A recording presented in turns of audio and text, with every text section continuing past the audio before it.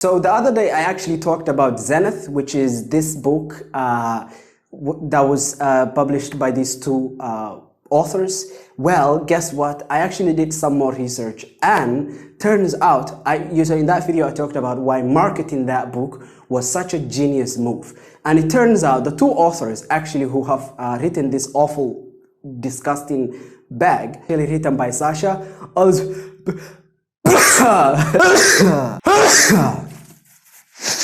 well, it turns out that book was actually written by Sasha Alsberg. So it turns out that book was actually written by Sasha Alsberg as well as Lindsay Cummins. And technically speaking, I talked a long time ago, what is wrong with YouTuber books? And I noted in that video, the biggest problem with YouTuber books, especially people who are in the booktube sphere, as well as author tubers, is that first of all, they will look at the book as a product, and that's it. You see, they make a lot of merchandise, they make t-shirts and so on and so forth for the audience, and then they assume this book is just going to be another product. The moment you look at art as another product is the moment you lose art.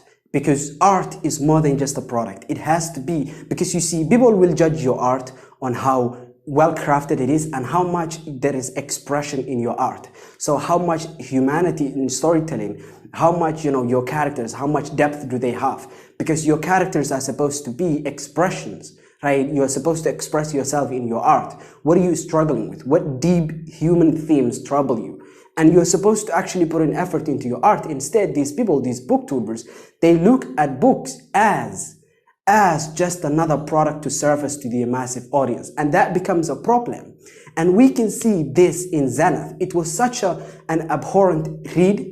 One afternoon, I read up to about 20%. And I'm sorry, I had to stop reading it. Someone recommended this book to me from this channel. And I think what they wanted me to do was finish the book and actually, review it and give it the spoiler reviews that I have in this channel, which can be up to 20 to 30 minutes.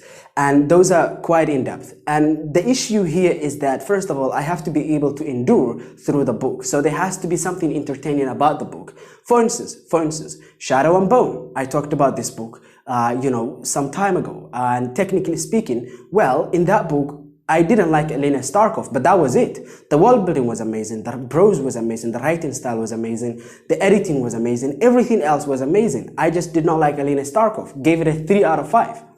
Storm Dancer, I didn't like how it was a cultural appropriation mess, but I finished the book because Yukiko and Buru, they have such a nice dynamic and I just wanted to read more of that.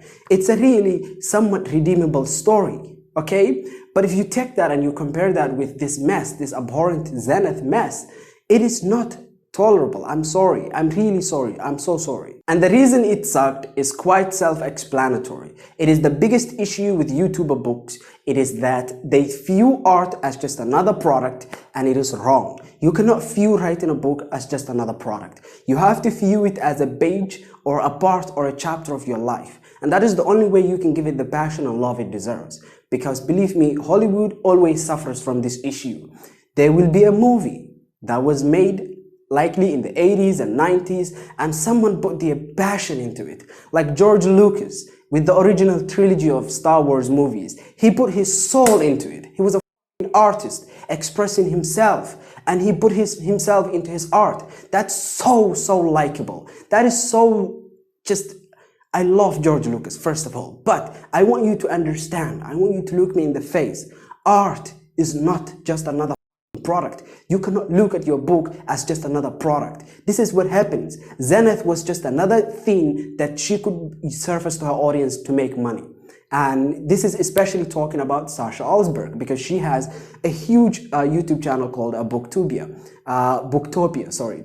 And this is awful. This is extremely terrible book. And I think, the only reason it became a bestseller was because she had a huge audience. And that's really it. There is nothing else redeemable about this book. And hey, go figure. It goes to show that art at the end of the day cannot be treated as just another product. And when you do, you lose the narrative. Simple as that. And I really would love to delve into more detail about this. However, it is afternoon And what I want to do right now, I have nothing left, no assignments, nothing, and it is quiet. What I will do is actually just read. God, anyway, I hope that you enjoyed this. Have a nice day. Bye.